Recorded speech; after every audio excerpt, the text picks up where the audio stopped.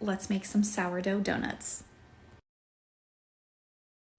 We're going to start with 200 grams of room temperature milk and 75 grams of room temperature water, 2 eggs, 75 grams of sugar, and 5 grams of vanilla extract.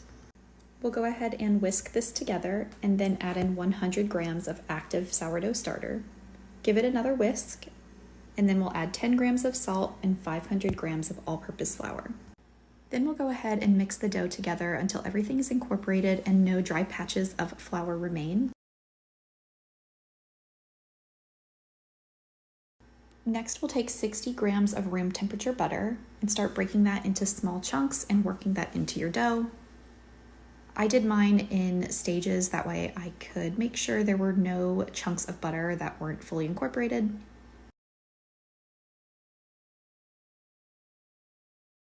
I spent about 10 to 15 minutes working the dough here because it was feeling very sticky.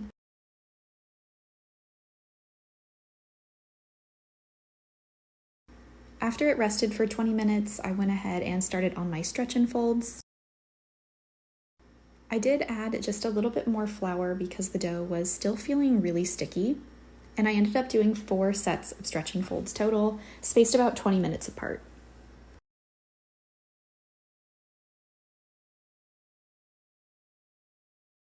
Then we'll go ahead and lightly oil a bowl and place our dough into it to continue cold fermenting overnight.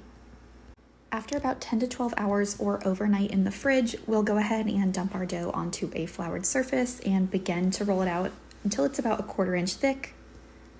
Then we'll go ahead and start cutting out our donuts. You could use a biscuit cutter, a donut cutter, or even a cup.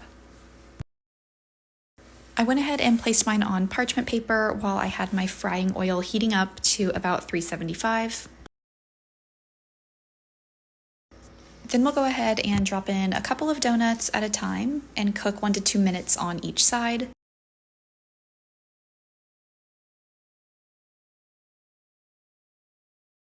Then we'll glaze our donuts. I used confectioner's sugar and milk to create a thin glaze.